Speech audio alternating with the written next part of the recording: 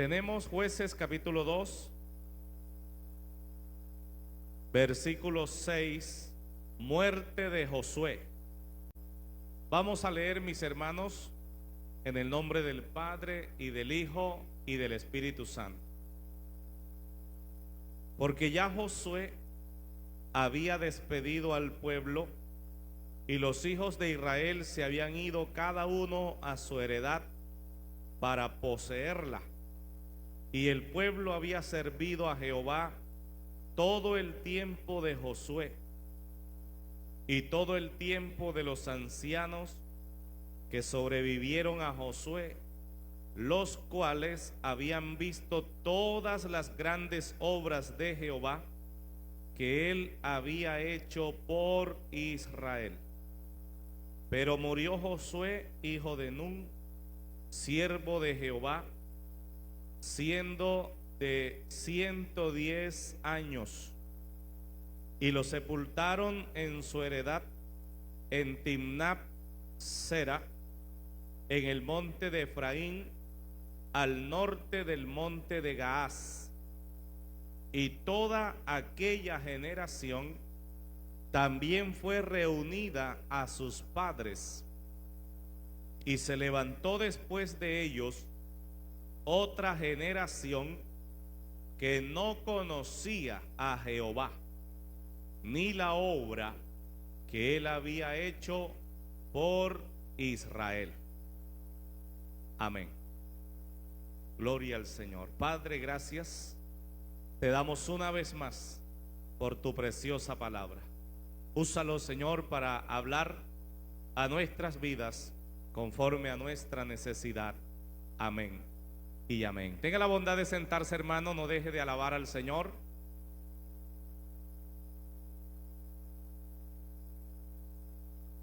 Gloria al Señor. ¿Qué estoy haciendo por la generación que me reemplazará? Es el tema que vamos a estar compartiendo en esta hermosa mañana. ¿Qué estoy haciendo por la generación que me reemplazará? Alguien muy conocido a nivel nacional dijo: nadie es eterno en el mundo. Gloria al Señor. Y está bien que lo dijera de esa manera, porque si bien el ser humano sí es eterno, y el ser humano es eterno porque fue hecho a la imagen y semejanza de Dios, pero en este mundo nadie es eterno. Hubo en la antigüedad personas que pudieron vivir, como el que acabamos de leer, 110 años.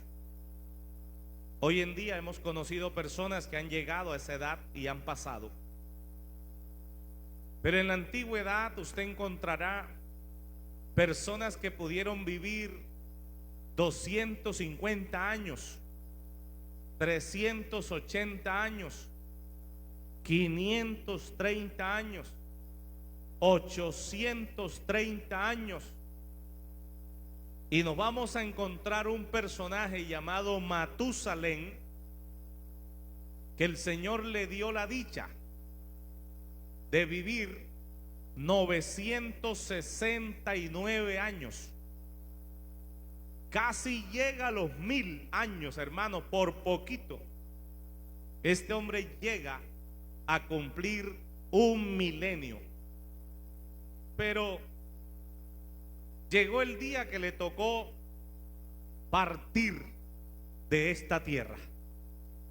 Pero quedaron sus retoños.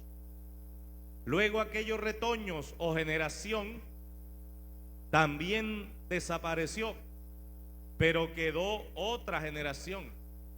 Y así sucesivamente hasta nuestros días. No sé si alguien aquí pueda levantar la mano y decirme: pastor, yo tuve la dicha de conocer el abuelo de mi abuelo. Creo que nadie va a poder decir yo pude conocer. el abuelo de mi abuelo, y sí lo hay, sería un caso entre 1.000.000 que alguien pueda decir: pastor, yo conocí al abuelo de mi abuelo. Gloria al Señor. ¿Por qué? Porque las generaciones van pasando, van desapareciendo. Pero luego que esa generación desaparece, aparece otra generación. En el caso nuestro, hermano, gloria al Señor, los que tenemos 40, 42, 43 años, esa es nuestra generación. Pero atrasito viene otra generación de 39. Pero más atrás viene la generación de 38. Y así sucesivamente. Y usted va a encontrar una generación como la bebé que está cargando la niña, gloria al Señor. Y esa bebé es una generación que está comenzando, que tiene unos meses, que no ha llegado al año todavía. Bendito sea el nombre de Cristo.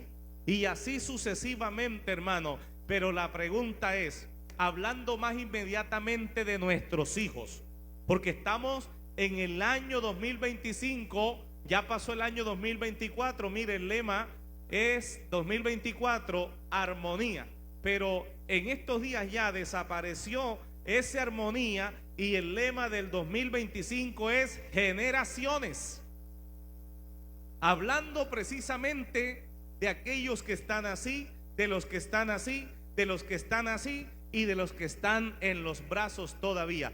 2025, lema del movimiento misionero mundial, generaciones. Hermano, ¿y qué mejor qué mejor tema puede haber que hablar de la generación nuestra, de los hijos que vienen allí, los que nos reemplazarán? En algún momento dejaremos de existir, en algún momento ya no estaremos sobre esta tierra. ¿Cuál será el comportamiento de esos hijos? ¿Qué valores les inculcamos? ¿Qué principios bíblicos pudimos meter en ellos? Bendito sea el Dios del cielo. A eso me refiero en esta mañana. ¿Qué es una generación? Una generación es un grupo de personas, lo voy a decir despacio. Una generación es un grupo de personas que nacen y viven en un periodo de tiempo determinado, compartiendo edad e hitos históricos. Eso es una generación. Levanten la mano aquí la generación de los 80s. Los que nacieron por ahí del 80 al 85, por ahí más o menos, levantemos la mano. La generación de los 80s. Levantemos la mano o levanten la mano, porque yo no puedo levantarla ya. La generación de los 90, los que nacieron en los 90s. Amén. Como que sospecho que hay puro viejo aquí. Bendito sea el Dios del cielo. No, más bien jóvenes. Levanten la mano los de la generación del año 2000. Que están por ahí en los 24 años, en los 20, generación del 2005. Me va a tocar bajarme. Generación de 1960. Gloria al Señor. Debe haber alguien por ahí. Generación del 70. Amén. Gloria al Señor. Entonces, mire, hermano, ¿qué es una generación? Una generación es un grupo de personas que nacen y viven en un periodo de tiempo determinado, compartiendo edad, pero también compartiendo hechos históricos. Hay gente que dice: hermano, ¿usted se acuerda lo que sucedió en el año 2000? Claro, yo me acuerdo que se decía que el mundo se acababa y todo el mundo apurado, hermano, las iglesias comenzaron a llenarse. ¿Cuántos se acuerdan que para el año 2000 hubo ese revuelo? Ay, Dios mío, se va a acabar el mundo, Dios del cielo. Un amigo mío que había terminado el bachillerato me decía: Steven, ¿vos cuándo te graduás? Y yo le dije: yo me gradúo en el 2001. O sea que no te vas a alcanzar a graduar porque el mundo se acaba en el año 2000. ¿Cuántos se acuerdan de ese revuelo del año 2000? De hecho, sirvió en cierta medida, hermano, porque mucha gente llegó a las iglesias buscando refugio, llenos de miedo, llenos de temor. Algunos, cuando pasaron las 12 de la noche del año 2000, se descarriaron porque no pasó nada. Otros dijeron, no, pues ya que estoy en la iglesia, pues aquí me quedo, no hay ningún problema, gloria al Señor. Eso es una generación, personas que nacieron más o menos en el mismo tiempo, que compartieron, gloria al Señor, hitos históricos, bendito sea Dios, lugares geográficos, etcétera. Eso es una generación. Cristo vive para siempre. Pues en el pasaje que acabamos de leer, vaya conmigo a Jueces, capítulo 2, versículo 6. Gloria al Señor. Vamos a leer el 8 más bien. Pero murió Josué, hijo de Nun. Mire cómo lo describe la Biblia: siervo de Jehová, siendo de ¿cuántos años? De 110 años. Y lo sepultaron en su heredad en Timnat Sera, en el monte de Efraín, al norte del monte de Gaas. Y el versículo 10, que es el que más nos interesa en esta mañana, dice así: y toda aquella generación también fue reunida a sus padres. Es decir, todos los que nacieron en la misma época de este muchacho, de este hombre llamado Josué, todos murieron. O sea, ya ninguno de ellos quedó vivo. Gloria al Señor. Por ejemplo, mis 4 abuelos ya no viven, ninguno de los 4.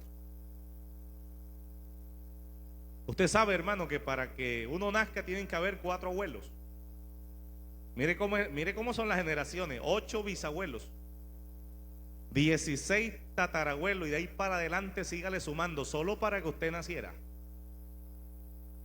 ¿Cuántos antepasados tiene usted de generaciones que ya no existen, que ya se fueron? Hay familias que uno escucha decir: en mi familia, de mi generación, la única viva que queda es fulana de tal, y tiene 90 años. Es una generación que va a desaparecer. El único vivo en mi generación es el señor fulano de tal, pero tiene 90 años. En cualquier momento se despide y esa generación deja de existir. Pero yo le pregunto algo en esta mañana: cuando una generación se acaba toda la gente del mundo? No, porque Dios es un Dios sabio. Bueno, yo quería escuchar un amén más fuerte. Porque Dios, nuestro Dios, es un Dios sabio. Esto se cumple hasta en la naturaleza. Usted ve un árbol de mango viejo que de vez en cuando echa 4 o 5 manguitos, porque ya no tiene la misma fuerza de antes. Pero usted empieza a mirar alrededor y hay un montón de palitos de mango, algunos así, otros así, y otros apenas vienen naciendo, porque Dios es sabio. Dios entrelaza las generaciones. Gloria al Señor. Por eso usted ve aquí personas de 60 años, pero luego cerquita tiene uno de 50. Y usted sigue mirando y usted sigue prestando cédula y va a encontrar a uno de 40. Pero va a encontrar de 20, va a encontrar de 15. Y si usted sigue buscando, usted sube al tercer piso y allá están los niños de Evicol, de 5, de 7, de 9. Y aquí se han quedado con unos niños más pequeños, de 1 año, de 2 años en los brazos. Dios es muy sabio para que no deje de existir la gente. Dios entrelazó, escúcheme bien, las generaciones. Los de 80 tienen la bendición de conocer niños de 1 año, de 1 mes, de 2 meses o aún recién nacido, y así sucesivamente, porque tenemos un Dios que es extremadamente sabio. A su nombre. Pero el asunto es el siguiente: la generación que ya está, que desaparece, ¿qué está haciendo por la que viene atrás? A eso me estoy refiriendo en esta mañana. Yo no sé si fue el hermano Álvaro que subió en estos días algo acerca de los asados. No sé si fue el hermano Álvaro o algún otro hermano. Y decía lo siguiente: disfruta de los asados mientras puedas, porque se está levantando una generación que no sabe prender ni el carbón. ¿Sí fue usted? Gloria al Señor. Hermano, usted no sabe cuántas cosas buenas se han perdido porque esta generación que desapareció no se encargó de enseñarle eso a la otra generación. Hablemos de cosas tan conocidas como la galleta casera hecha en cardero. Levanten la mano aquí las hermanas que saben hacer esa galleta que se hace en cardero con un fogón de leña. No me asuste usted, hermano. Sencillamente, bueno, mi esposa tiene idea de eso, por eso ella levanta la mano. Sencillamente se hace un fogón de leña. Se hace la masa de todo manual, nada de máquina, todo manual. Cuando ya está la masa lista, se estira y con un vaso se hacen las galletas. El cardero ya se está calentando allí. Aquí afuera hay una lámina, una tártara como llamamos. Quien va con un poco de aceite o de margarina y se colocan las galletas allí y se meten al cardero. Aquí llaman indio, yo no sé por qué le llamaran indio eso, un cardero. Y luego encima le colocan una tártara con otro fogón encima de la tártara, es decir, encima de esa tártara o de esa lámina de zinc, como usted quiera llamarle, le colocan más leña y prenden un fogón. Entonces tiene un fogón abajo y un fogón arriba con llama suave. Y cuando usted va y quita el fogón de arriba y abre, ahí hay unas galletas deliciosas, caseras, sin nada de máquina. Note usted que hacemos la pregunta y poquitos levantan la mano: ¿por qué esta generación que se fue yendo con la receta? No, señor, yo no le comparto mi receta a ninguno. Mire cuántas cosas buenas se han perdido, a veces por el mismo egoísmo de no enseñarle a la generación que viene detrás la receta que yo tenía para hacer galletas, para hacer cualquier cosa, porque estamos hablando de cualquier cosa, hermano. En cuanto a la Biblia, no podemos hacer así. Hay que enseñarle a la generación que viene detrás que hay un Dios poderoso, que hay un Dios maravilloso, que hay un Dios que salva, que hay un Dios que sana, que hay un Dios que liberta, que hay un Dios que restaura, porque si no va a suceder lo que sucedió aquí. Se levantó una generación que no conocía a Jehová. ¿Cuántos alabamos al Señor? A su nombre. Santo es el Señor. ¿Cuántos de los que están aquí saben hacer, por ejemplo, una trampa solo de palitos de madera para capturar palomas? El hermano, mire, comedores de palomas si hay aquí. Gloria al Señor. Amén. Simplemente con dos cabullitas, hermano. Le amarraba uno la esquinita al palito aquí, al otro palito acá, el otro palito aquí, el otro palito acá, y luego uno hacía una forma de X, ¿cierto que sí? La levanta uno, palito aquí, palito allá, palito aquí, palito acá, y eso se va subiendo sin amarrar, eso se va subiendo hasta que aquí queda un caballetico y ahí se llena de palitos pequeños. Se coloca con un palito partido la cabulla aquí. Cuando el animalito pisa eso, este palito, como es partido, se dobla y queda capturado allí. Entonces usted arriba quita los palitos, mete la mano y saca la presa. Gloria al nombre del Señor. ¿Por qué lo sabemos? Porque hubo una generación que nos enseñó. Mire, yo me acuerdo de aquellas tramperitas de agarrar conejo, hermano, con una vara, y colocaban aquí un lacito, y cuando caía el conejo que metía su cuellito allí, le metían una fruta, algo que le gustara, la vara lo alzaba y quedaba ya montado. Y en la mañana íbamos a recogerlo. ¿Por qué lo sabemos? Porque hubo una generación que se sentó con nosotros a enseñarnos cómo se hacía. Oye, hermano, hoy en YouTube uno ve hasta cursos de cómo pelar una yuca, y usted ve 16,000 personas que pusieron así. Gloria al nombre del Señor, porque necesitan mirar por YouTube cómo se pela una yuca. Aunque nos parezca extraño, hermano, eso se está viendo hoy en día. ¿De quién es la culpa? La culpa es de la mamá, que no llama a su hija a decirle: venga, hija, tome ese cuchillo, vamos a agarrar esta yuca, yo voy a pelar esta y usted va a pelar esa. Bendito sea el Señor. Simple, hermano, cosas sencillas como pelar una yuca. A alguien lo mandaron a cocinar unos corozos para el jugo, y cuando la esposa vino y le dijo: ¿y el corozo para el jugo qué hizo? Ya yo lo cociné, ya le boté el agua, ya está blandito. Usted sabe que el corozo, el jugo, es el agua que uno le echa. ¿Cuánto alabamos el nombre del Señor? A su nombre. Ahora sí, hermano, lea conmigo todo el versículo 10. Jueces capítulo 2 versículo 10, porque aquí hay algo tremendo. Y toda aquella generación también fue reunida a sus padres. ¿Cuál generación? Los contemporáneos con Josué. Murió Josué, murieron sus hermanos, murieron sus vecinos que eran de su misma edad. Toda esa generación murió.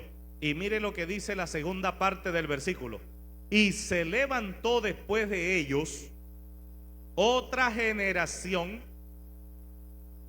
que no conocía a Jehová, ni la obra que él había hecho por Israel. Yo le voy a hacer dos preguntas, hermano. ¿La generación de Josué fue una buena generación o una mala generación? Una buena generación, muy buena generación. Gloria al Señor. Segunda pregunta: ¿quiénes fueron los culpables que se levantara una generación que no conocía a Jehová ni sus obras? ¿Quién falló? La generación de Josué. Era una generación ungida, era una generación llena de Dios, era una generación, hermano, consagrada, pero cometieron un grave error: no le dedicaron tiempo a sus hijos. Cristo vive para siempre.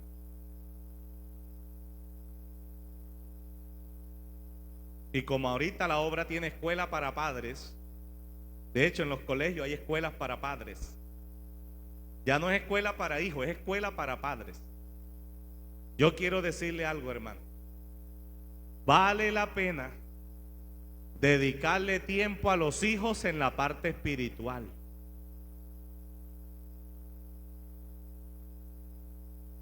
Gloria al Señor. A veces los niños nos hacen unas preguntas de la Biblia, y quizás porque no nos las sabemos le respondemos con 3 piedras en las manos. A veces le decimos: vaya, busque oficio, deje de molestar. No, hermano, cuando su hijo le haga una pregunta de la Biblia, si usted no se la sabe, trate de averiguar por todos los medios cuál es la respuesta correcta. Así usted tenga que decirle: mi hijo, paso por la pena con usted ahora, pero yo voy a averiguar y yo mañana le tengo la respuesta. Porque yo quiero decirle, hermano querido, que los niños a veces salen con unas preguntas que lo dejan a uno patinando. Gloria al Señor. Yo recuerdo cuando la niña tenía 6 años, cuando Evelyn tenía 6 años, en una tarde que no quería hacer las obligaciones de las tareas. Entonces yo me acerqué y la regañé y le dije: usted tiene que hacer las tareas para que aprenda bastante, para que sea alguien en la vida. Y como ella había escuchado que yo predicaba en la iglesia que Dios es supremamente sabio. ¿Cuánto creemos que Dios es sabio? Que Dios todo lo conoce. Con 6 años ella me hizo la pregunta: papi, Dios sabe mucho. Y yo le dije: claro, Dios sabe mucho. Papi, Dios sabe todas las cosas. Claro, hija, Dios sabe todas las cosas. Y luego me hizo la pregunta: ¿en qué colegio estudió Dios cuando era pequeño?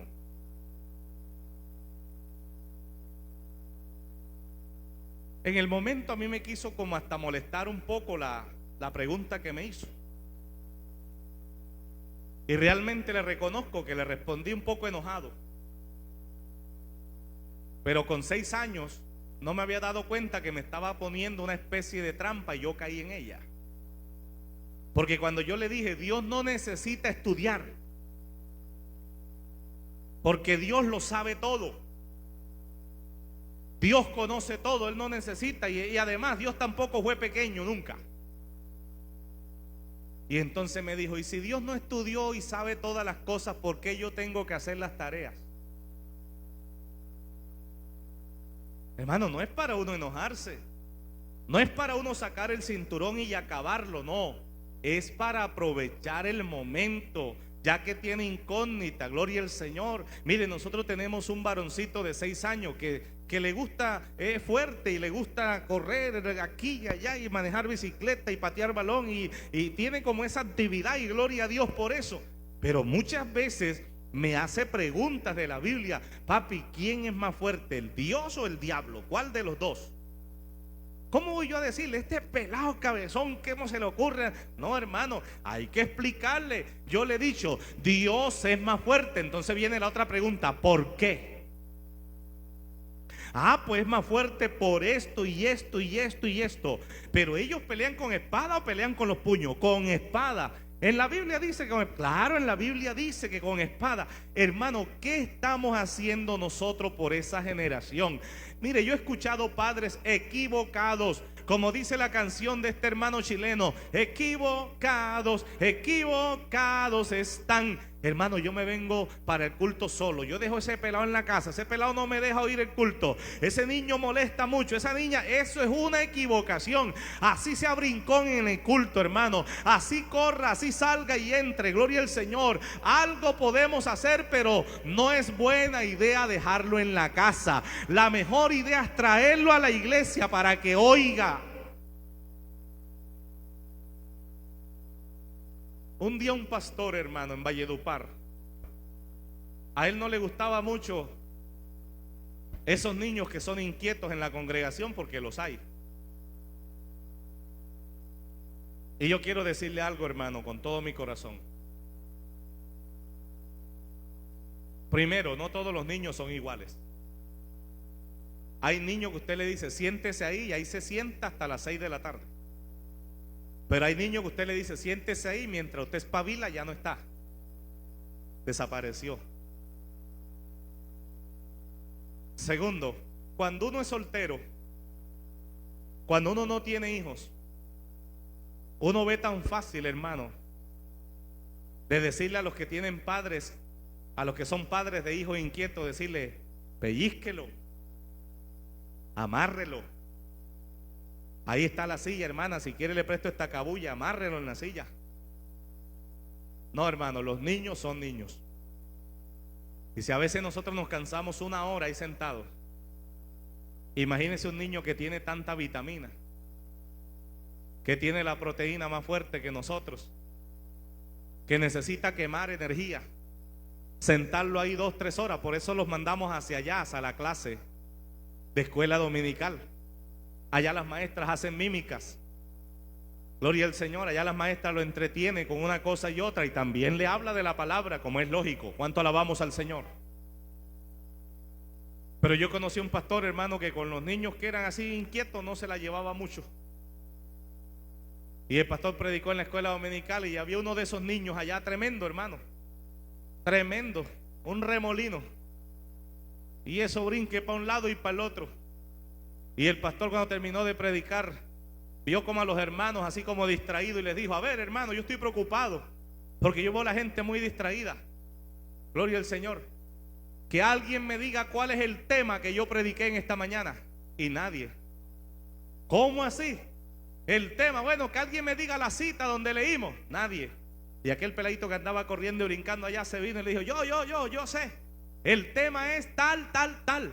Y usted dio la cita tal, tal, tal. Y luego habló de fulano de tal. Y luego habló de también y también. El pastor se quedó pensativo y dijo: pero ¿cómo? Si este andaba corriendo, jugando con unas bolitas de ese de boliche y brincando de un lado al otro. ¿Y cómo es posible? Es que la mente de ellos es más receptiva, hermano.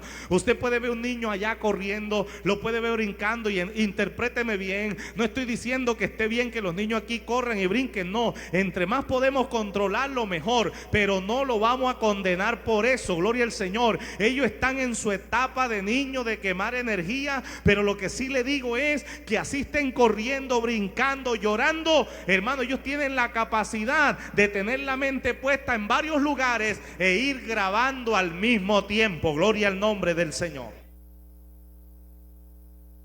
Pero ¿cuánta gente se equivoca? ¿Cuánta gente se equivoca, hermano? No, este niño molesta mucho en la iglesia, yo mejor se lo dejo al vecino. No lo haga. Este mundo está muy peligroso para que usted le deje los hijos a cualquiera. Se lo digo porque he conocido evangélicos así, hermano, que le dejan los hijos al que sea. Vecina, cuídeme las niñas que voy para el centro. Y la vecina le dice: no, yo también, pero aquí queda mi hermano mayor, él los cuida. Él te cuida a las niñas. No cometa ese error. No lo haga. Hermano, es que es un hijo varón. Y como es un niño, yo se lo dejo al vecino. Tampoco. La Biblia dice: por haberse multiplicado la maldad, el amor de muchos se enfriará. No es que usted sea sobreprotector, pero a los hijos hay que cuidarlos. Y yo no quiero aquí meterme con nadie, pero una mamá que entrega a su hijo a cualquier persona, yo le digo que le hace falta un poquito para ser mamá. A menos que esté frente a un juez y que el juez decida por usted. Que le quite a su hijo, a su hija y le diga: no, va para su cónyuge, ya eso es otra cosa. Pero mientras usted pueda cuidar a su hijo, cuídelo usted. Bueno, el amén es un poco lánguido, pero yo me mantengo en esta posición. Mientras usted pueda cuidar a su hijo, cuídelo usted. Hoy no puede uno confiarse ni de la sombra. Mire, los hermanos que le manejaban los carros a los funcionarios del ICBF en Valledupar eran miembros de la iglesia que yo pastoreaba. Y un día el hermano García me dice: pastor, como yo soy el conductor, yo escucho las conversaciones de los funcionarios. ¿Y sabe qué dicen ellos? Que más del 90% de los abusos en contra de menores de edad vienen de su propia familia. ¿Usted sí escuchó eso, hermano? Más del 90% de los abusos, llámese como se llame, abuso del que sea, en contra de los infantes, más del 90% viene de su núcleo familiar. Y así hay gente confiándose, hermano, y dejándole sus niños a cualquier persona. No, hermano, usted responde por esa generación. Yo respondo por mi generación. No importa que te tilden de anticuado. Mira, mi esposa, cuántas cosas le han dicho, aún pastoras de la obra, cuántos regaños le han dado, que por qué superprotectora, déjele esos pelados al vecino y váyase con el pastor para la convención. La convención es una bendición. La convención, hermano, es una maravilla. Gloria al Señor. La convención, ir a la convención es algo glorioso. Pero si no tengo que me cuide a mis niños, prefiero 1000 veces que mi esposa se sacrifique y los cuide en la casa, y no exponerlos a un daño donde un vecino, donde un conocido. No, porque a fin de cuentas, a quien Dios va a llamar para que le rindamos cuentas es a nosotros como padres. Bendito sea Cristo para siempre. A su nombre. Dice: se levantó después de ellos otra generación que no conocía a Jehová. ¿Cómo así que se va a levantar una generación que no conocía a Jehová? Si Josué fue un hombre tremendo a nivel nacional. Gloria al Señor. Yo le pregunto, hermano, ¿cuánto le habla de Dios a sus hijos usted? ¿Qué le dice usted a sus hijos de Dios? Si dedica un ratico por lo menos para decirle: mi hijo, hay que buscar a Dios. Mire, si a mí me sorprendiera de pronto un psicólogo, de pronto hasta me regañaría. Pero yo le he dicho a mis hijos: pórtense bien, porque Cristo viene pronto y nos vamos con Él. Y si su mamá y yo estamos bien con Dios y nos vamos, y ustedes andan mal, se quedan, ¿quién los va a cuidar aquí? ¿Quién va a responder por ustedes aquí? ¿Quién va a trabajar para ustedes aquí? Al más pequeño le he dicho: pórtese bien. ¿Qué día le dije? Mire, su abuelito y su abuelita son cristianos consagrados. Si Cristo viene, ellos se van. Sus tías son cristianas. Si Cristo viene, ellas se van. Su mamá y yo somos cristianos. Su hermanita mayor y su hermanita del medio son cristianas. Pórtese bien, porque si Cristo viene y todos nos vamos, usted se queda solo aquí, ¿quién lo va a ayudar? Cualquier psicólogo le puede decir a uno: usted está tribulando al niño. No, no, se le está hablando, hermano, lo que habla la palabra del Señor. Que en aquel día muchos correrán de un lado al otro, hermano, posiblemente tocando en las iglesias, preguntando: ¿y qué pasó con la iglesia? ¿Qué pasó con el culto? Los que se quedaron allí afuera esperando a ver dónde están las llaves para abrir, aunque la encuentre, entrarán, y ya no habrá nadie aquí quien le pueda predicar, quien pueda dirigir un culto, porque nos habremos ido al cielo a estar con el Señor por los siglos de los siglos. Hermano, dígame si no vale la pena invertir tiempo a la generación que viene detrás de nosotros. Y no solo por eso, mire cómo está este mundo de podrido. Mire cómo está este mundo de dañado. Gloria a Dios. Y a veces, hermano, hay hijos de cristianos que toman un mal camino. Yo le pregunto: se levantó una generación que no conocía a Jehová. ¿De quién fue la culpa? De sus padres. Porque la generación que sí conocía a Jehová no le dedicó tiempo a enseñarlos a ellos. Usted tiene derecho a estar comprometido con la iglesia. ¿Cuánto le gusta estar comprometido con la iglesia? Pero usted tiene compromiso con sus hijos. Excepto que tenga un mal concepto. Porque hay gente, hermano, que tiene conceptos errados de la Biblia.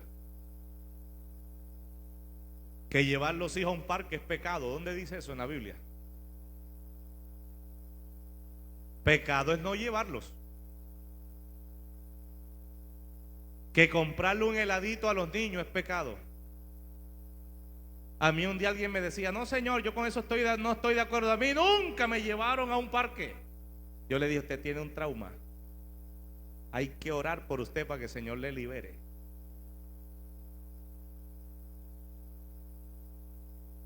¿Usted cree que porque a mí mis padres no me gastaron un helado, no le voy a gastar yo un helado a mis hijos? Al contrario.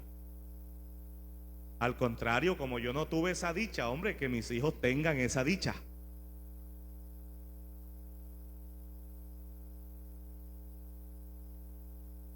Hermano, no es que nosotros seamos tan viejos, es que la tecnología es nueva. En el pueblo, cuando colocaron la energía eléctrica hace 30 años apenas, yo tengo 43 años. Y nosotros llegamos de 11 años al pueblo y no había luz, no había energía. Y yo recuerdo cuando la empresa de Corelca, así se llamaba la empresa de Corelca, abrieron aquellos huecos y colocaron los tubos. Nadie sabía para qué eran esos tubos. A los días aparecieron con las redes y comenzaron a colocar las redes y ¡pum! Llegó la luz al pueblo. Había un solo televisor en el pueblo. Hasta bonito era, hermano, porque todo el pueblo se iba a ver la novela. Se la iba a ver allá cerquita de mi casa. Una vecina a 3 casas de mi casa tenía un televisor y había una plazoleta grande y ella colocaba el televisorcito así, mira, blanco y negro, lo alzaba por allá, hermano, y se juntaban unas 200, 300 personas a mirar el programita de televisión. El primer enfriador que hubo en mi pueblo lo tuvo mi tío. De esos enfriadores antiguos que usted los abre así y aquí arriba le mete hielo y abajo mete las botellas de gaseosa o de cualquier otra cosa. El primer vaso de agua fría que yo me tomé en mi vida me lo tomé ahí. Hermano, cuando a mí me dieron ese vaso de Electroplata, yo no sabía en qué mano agarrarlo, hermano. Gloria al Señor. Lo pasaba para acá y al último no aguanté, me tocó empezar a soplar. Caliente, caliente. Está caliente. Hoy en día no es así. Hoy en día los niños agarran sus gaseosas calientes y para ellos es normal porque ya esto se volvió normal. ¿Cuántos alabamos al Señor? Pero usted ve, hermano, gloria al Señor, que los culpables de que se vaya perdiendo el conocimiento de Dios en las generaciones son los hijos. Le estoy diciendo que yo probé de aquel entonces un vaso de agua fría, helados. Cuando habían fiestas de toros en el pueblo, llegaban con unos carritos de madera y vendían el helado con una cuchara de Electroplata, de esa de tomar sopa, y la iban echando en el cono. Ese era el helado. Y uno deseaba que vinieran las fiestas patronales, pero no para ir a ver toros, sino para que los papás de uno le gastaran un heladito de esos, hermano. Hoy en día hay una generación equivocada en que llevar un niño a un parque, eso es pecado. Que comprarle al niño una muñequita, a la niña, eso es pecado. Un carrito para el niño, eso es pecado. El Señor reprenda al diablo. Que no puede haber un día de campo de familia. No, hermano, a la familia sí hay que dedicarle tiempo. ¿Quiénes fueron los culpables? Que se levantara una generación que no conocía a Jehová. Sus padres. Sus padres. Gloria al nombre del Señor. Cristo vive para siempre. Debemos de orar mucho por nuestros hijos. Y es lamentable saber que haya un hermano con un hijo delincuente. Eso es lamentable. Pero es bueno uno hacerse el autoexamen. ¿Quién falló? ¿Qué crianza le di yo a mi hijo que cogió ese mal camino? O sea, hágase esa evaluación hoy, hágala.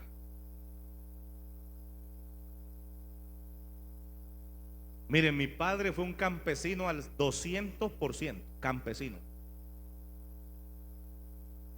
Mi papá, para sobrevivir, sembraba yuca, maíz, patilla, ajonjolí, sorgo, millo, ñame, batatas, hasta maní. Sembraba mi papá maní.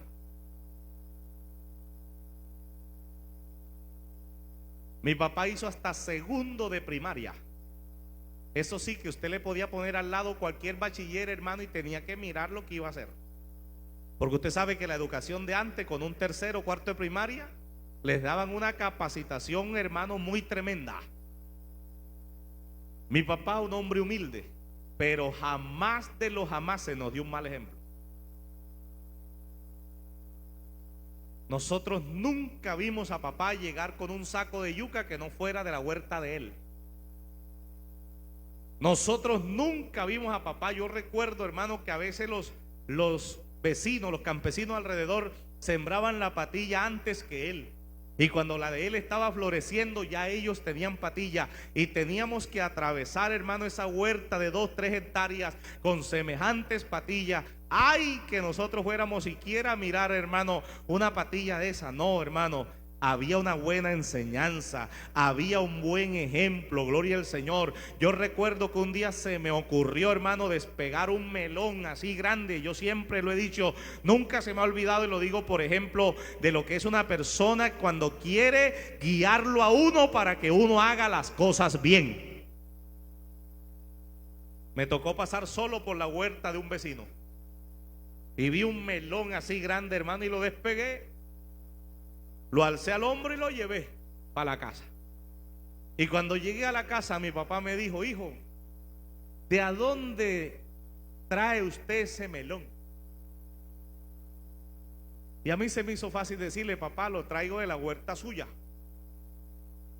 de la huerta mía. Mi papá vino y miró el melón y dijo: tan raro, yo no sembré de esta variedad. ¿Y usted se acuerda de la mata donde lo arrancó? Claro. Póngaselo al hombro y me lleva. Ya yo sabía lo que venía para encima, hermano. Yo me tiro el meloncito ese al hombro, hermano, y caminé toda la huerta de él tratando de buscar donde hubiese algo reventado para... No lo iba a encontrar. Y me dijo: el que sembró de este melón fue el vecino. Me lleva ya a la mata donde lo arrancó. Ya yo sabía, hermano, que no tenía escapatoria. Lo llevé a la mata donde lo arranqué. Y entonces mi papá me dijo: me hace favor y lo pega donde estaba. Y si usted no lo pega, usted va a saber hoy quién soy yo. ¿Usted cree que lo iba a pegar? ¿Con qué pegante? No di para pegarlo.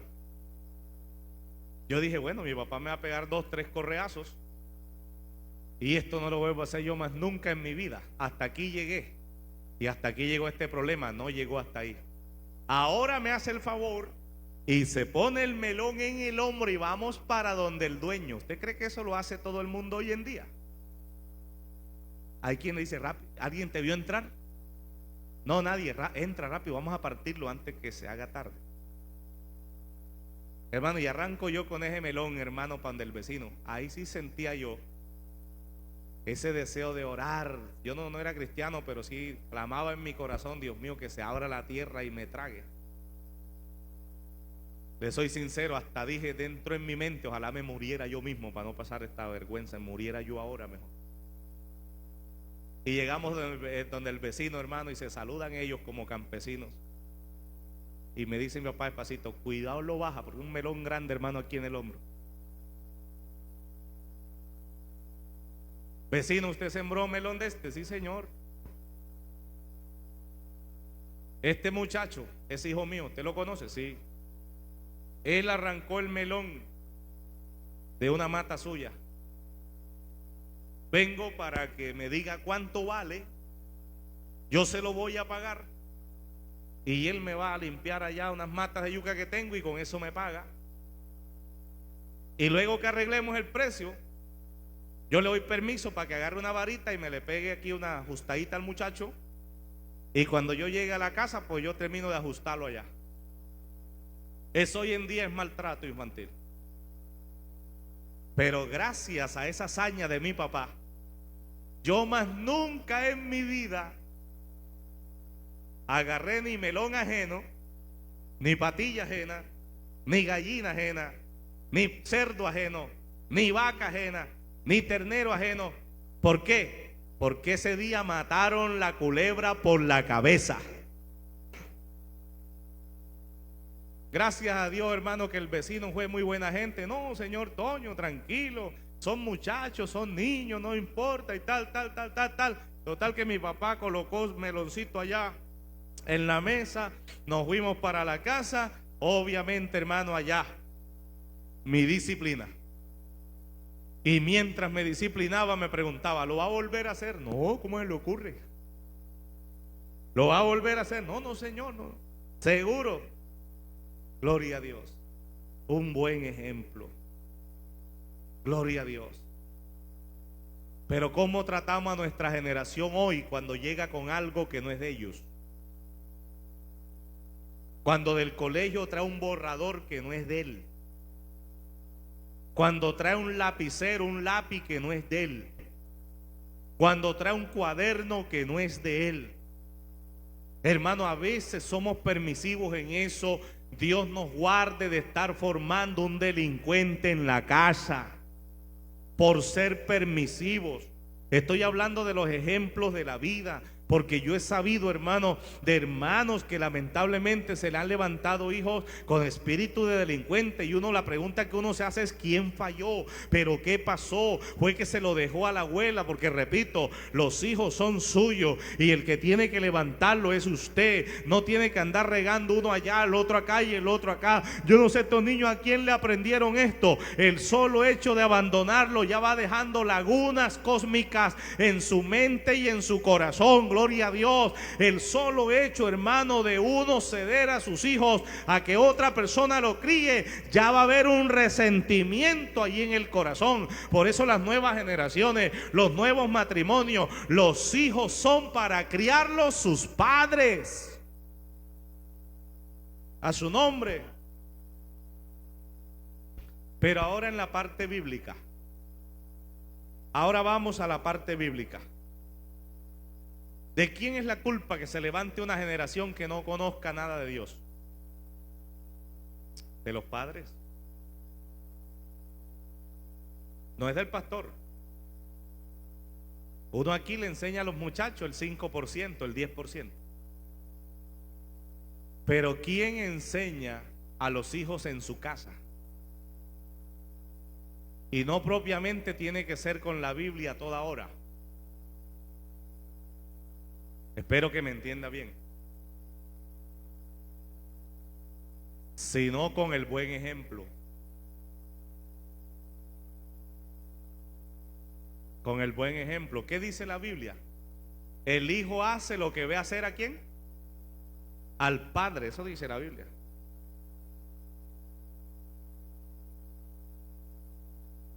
¿Usted cree que se puede levantar una buena generación cuando los padres hablan mal de las autoridades?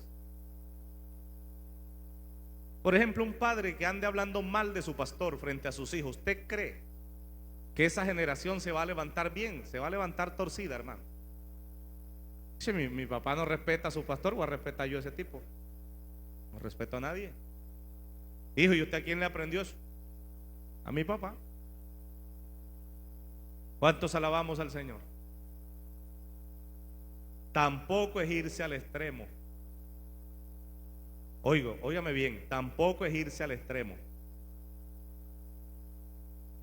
Es que hay tanto de qué hablar en esto, hermano. Pero se equivoca un padre de familia cuando quiere vestir a su hijo así como estoy vestido yo como pastor.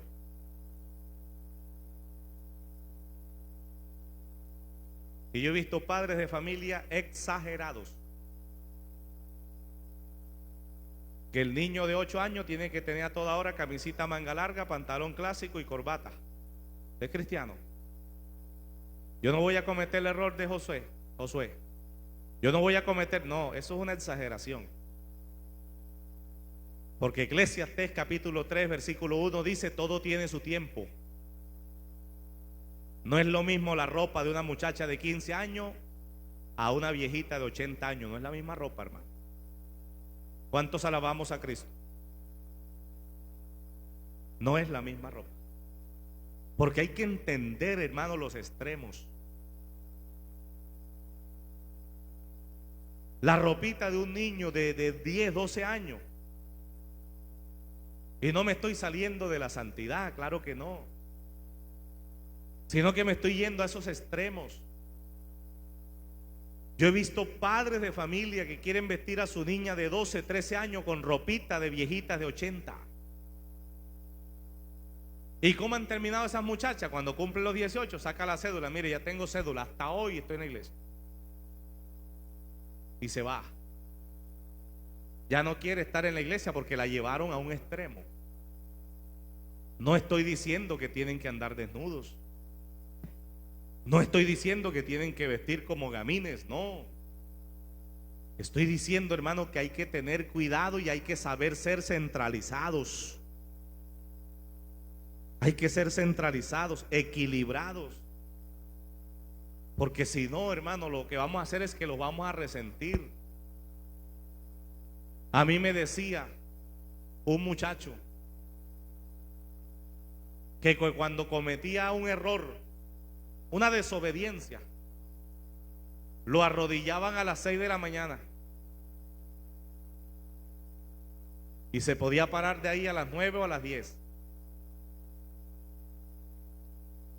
Si el niño cometió una travesura, está travieso, mañana vamos para ayuno de 6 a 6 de la tarde, ayuno en la iglesia de 6 a 6. Con las cosas de Dios no se castigan a los muchachos, hermano. Eso es una equivocación. Eso es una equivocación. Tampoco estoy de acuerdo cuando un niño se porta mal que lo amenacen con el pastor. Ahora se lo digo al pastor. No, porque el pastor no es un ogro. ¿Por qué le va a decir ahora se lo digo al pastor? El pastor no es el papá. Por eso hay niños que se levantan. Yo no gusto de ese pastor, siempre me amenazan con él y todo es él. Hay pastores que han cometido el error de sacar una correa, de sacar una vara y ir a disciplinar a un niño porque se está portando mal. Por ejemplo, yo en mi caso, mi esposa en su caso, nunca nosotros lo vamos a hacer. Y tampoco estamos de acuerdo que un hermano amenace a un niño que está inquieto con el pastor. No, usted es el papá, párese en la raya y póngalo en la línea bíblicamente hablando. Pero no decirle, ahora se lo digo al pastor. Ahora, no, es que el pastor, hermano, el pastor es, es una persona neutra que ama a los niños también, no un ogro para asustar a ese niño con ese pastor. Mire lo que dice la palabra, hermano. Estamos terminando. En el Salmo 145, versículo 4. Búsquelo, por favor.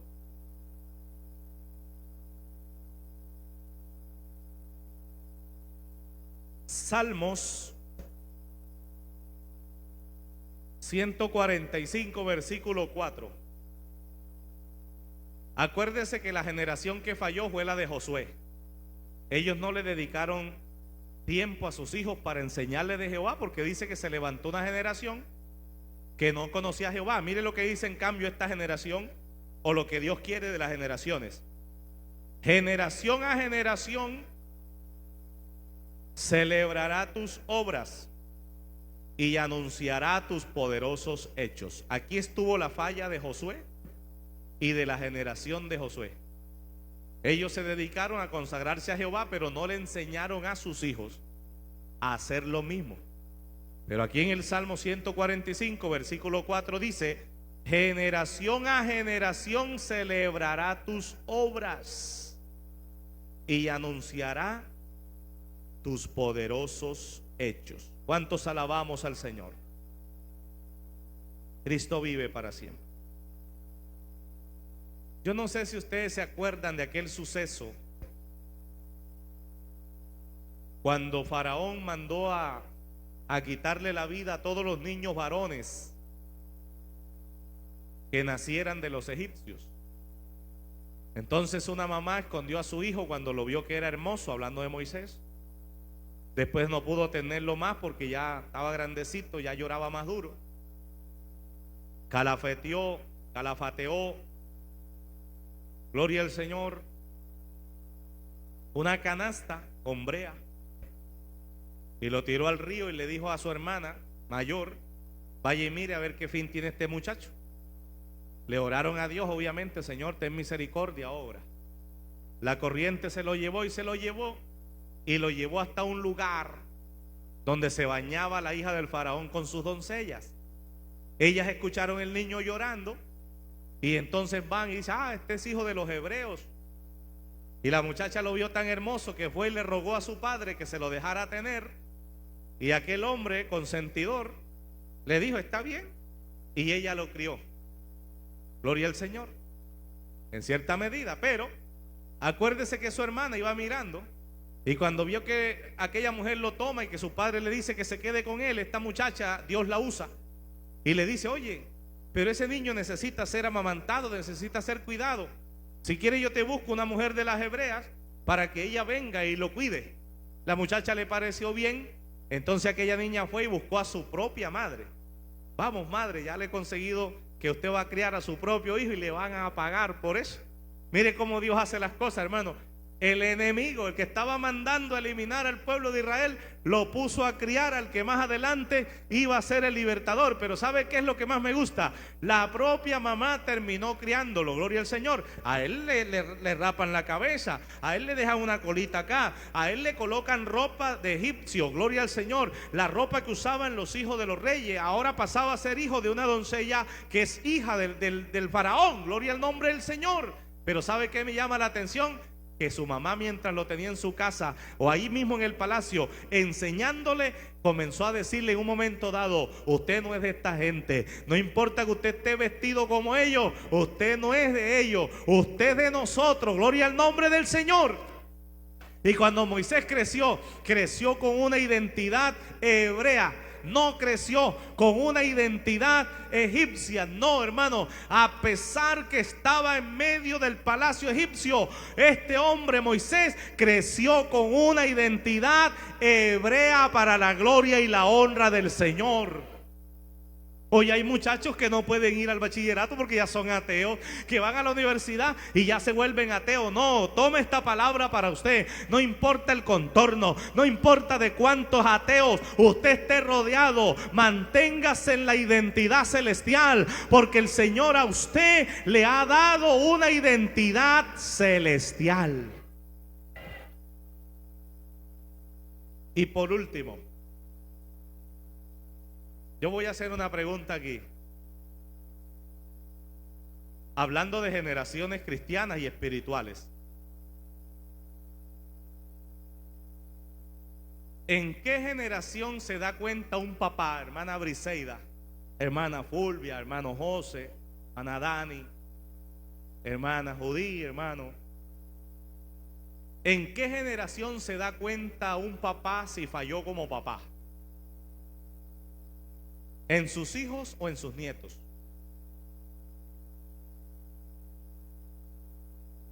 ¿Cuántos creen que el papá se da cuenta si falló como papá en los hijos? Levanten la mano. En los hijos de él. Por ejemplo, que yo mire a Evelyn y yo analice a Evelyn y diga: no, yo no fallé como papá, yo estoy viendo aquí a mi hija. Piense bien primero. ¿Cuántos creemos, hermano, que el papá se da cuenta si falló como papá en los hijos? Amén. Hay unas manos levantadas. Por ahora viene la segunda pregunta y usted puede cambiarse si quiere. ¿O cuántos creen que el papá se da cuenta si falló como papá en los nietos?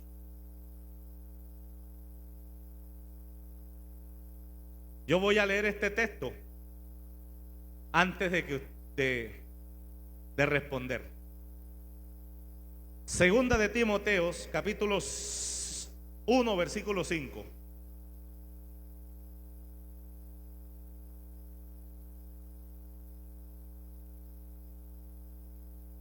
Segundo de Timoteo, capítulo 1, versículo 5. Dice así: tu abuela Loida y tu madre Eunice confiaron sinceramente en Dios. Y cuando me acuerdo de ti, me siento seguro de que también tú tienes esa misma confianza. Por eso te recomiendo que no dejes de usar esa capacidad especial que Dios te dio cuando puse mis manos sobre tu cabeza. ¿Por qué cree usted que le está hablando de la abuela? Mire, los grandes exégetas concluyen que un papá se da cuenta si falló o no falló como papá en los nietos. En los nietos. Porque mire lo que dice: tu abuela Loida y tu madre Eunice confiaron sinceramente en Dios. Cuando me acuerdo de ti, me siento seguro de que tú también tienes esa misma confianza. Estoy hablando de otra versión. Por eso usted lo encuentra un poquito diferente en la Reina Valera. Por ejemplo, yo miro a mi hija Evelyn y yo digo, bueno, yo siento que hasta aquí voy haciendo las cosas bien, siento yo. Pero ¿cuándo miraré que yo no fracasé en mis consejos hacia ella? Cuando la vea que entre por ahí por la puerta con un esposo, con 2 o 3 niños, que se arrodillen ahí, y yo ver que a esos niños les gusta también el culto y estar en la casa, ahí digo yo, no fallé.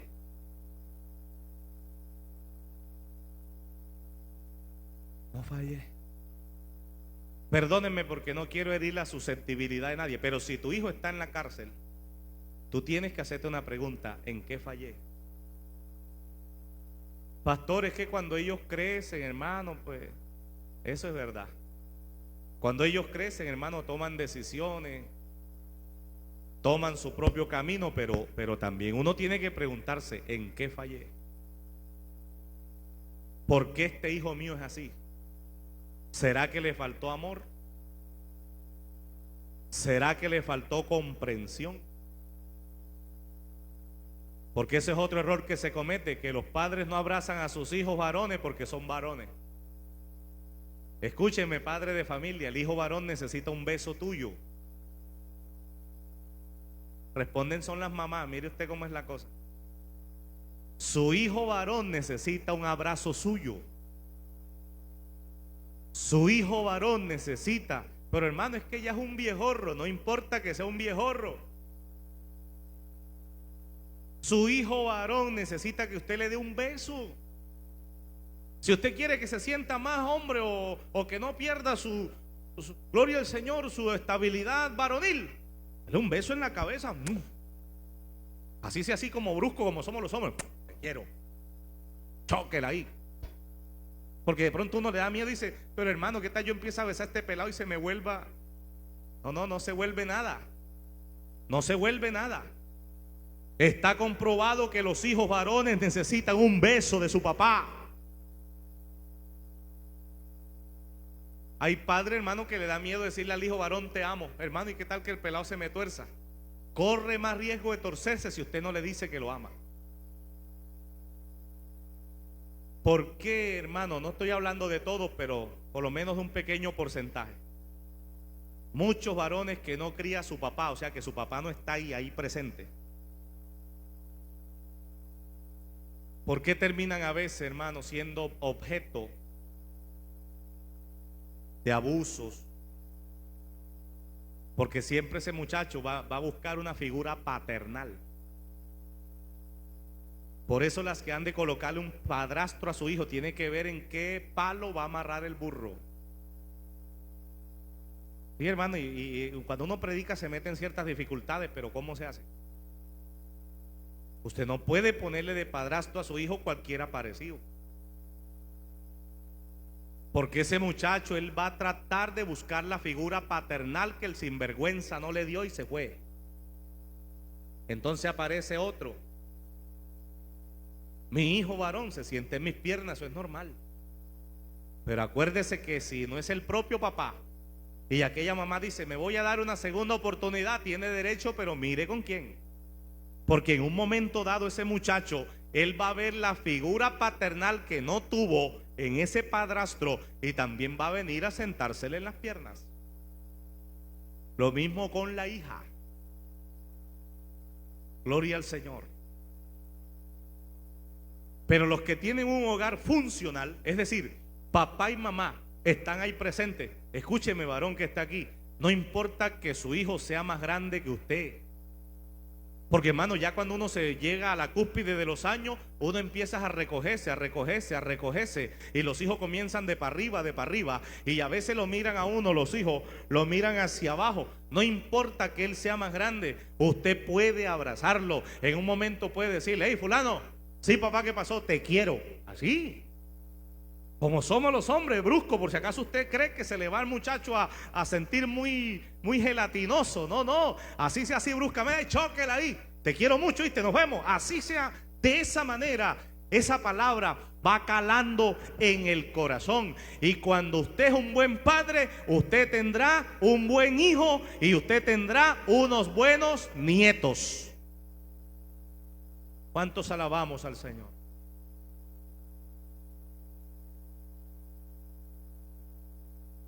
Mi padre, hermano, en medio de sus escaseces nos dio buen ejemplo. A veces la cosa en casa estaba un poquito regular. Y nosotros teníamos un tío que tenía un restaurante grande. Y yo recuerdo, porque mi papá por lo general me llevaba, que a veces mi tío nos decía a él y a mí: ¿ustedes ya almorzaron?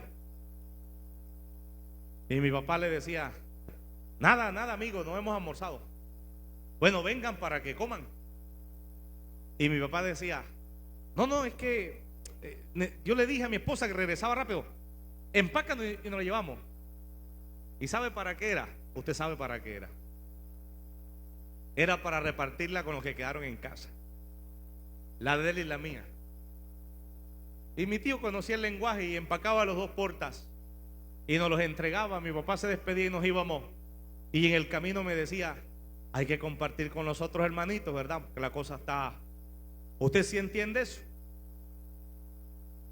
Papá por la barriga no lo entiende mucho, pero yo sí, está bien. Y llegábamos a casa, hermano. Así fuera un poquito. Así fuera un poquito. Dígame usted, hermano, ¿cuándo se me borran a mí esos valores de aquí? Nunca. ¿Usted ha escuchado de padres de familia que comen ellos solos? Sí, hermano, yo he escuchado, no solo he escuchado, los he visto.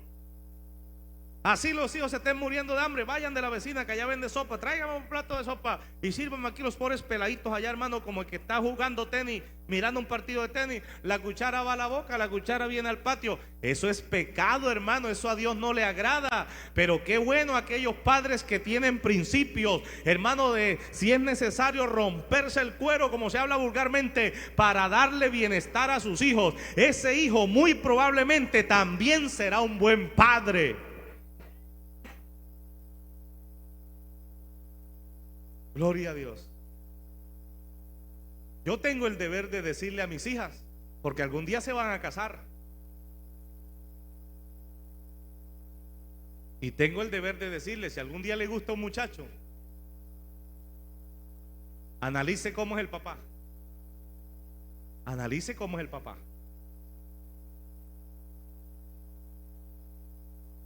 Como bueno, mi hija y yo tenemos confianza, y yo a veces le he hecho bromas y todo. En alguna ocasión había por ahí un niñito que la miraba y eso, y yo le hacía las bromas a ella. Pero un día, hablando serio, le dije: hija, ¿algún día usted sería capaz de enamorarse de ese muchacho? No, papá, ¿cómo se le ocurre? Yo le dije: mire el papá cómo es.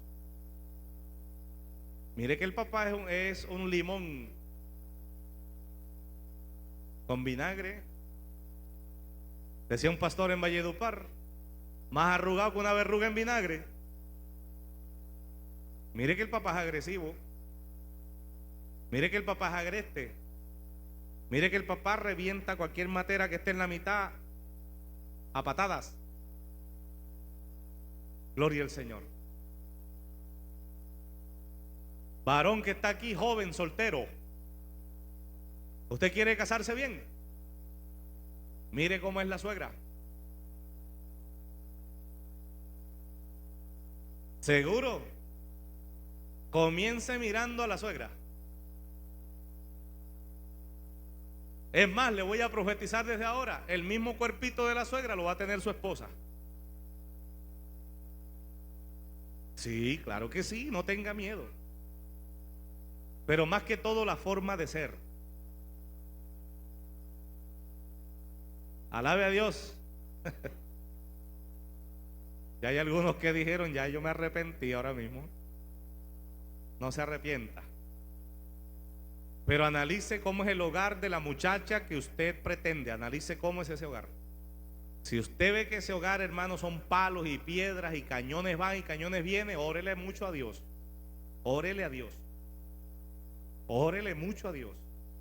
Si usted ve a la inversa, si es la muchacha que está mirando muchacho y usted ve que el hogar donde viene ese muchacho son pleitos y machete en mano y cucharones por aquí y por allá, piénselo bien, órele a Dios, clámele a Dios. Pero si usted ve un hogar funcional, usted lleva mucha garantía. Lo más posible es que su esposa también haga de su hogar un hogar funcional, porque padres sois, hijos seréis.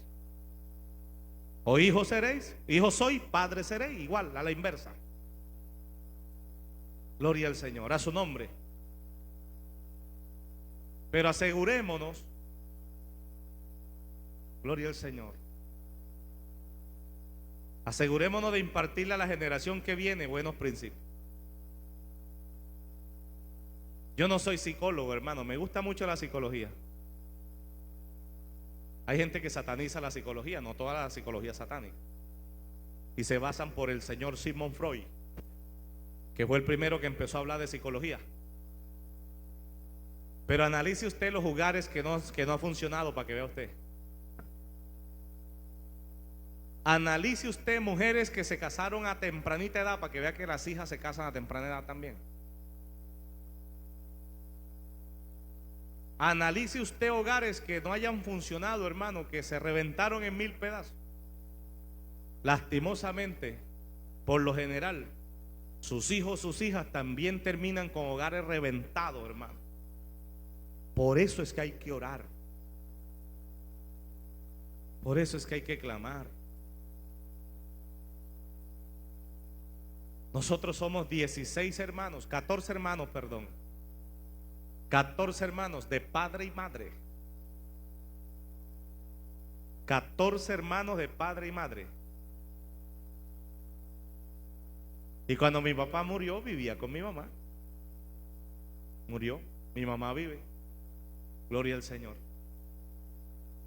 Es decir, mi papá no empezó a tener satélites por todas partes, porque eso es un peligro. Eso puede ser una maldición que se arrastre para los hijos. Gloria al Señor. Por eso, jovencitas que están aquí, que son solteras, cuando usted esté mirando a un muchacho, mire bien. Estudie a sus padres primero. Si puede estudiar a los abuelos, también estudie.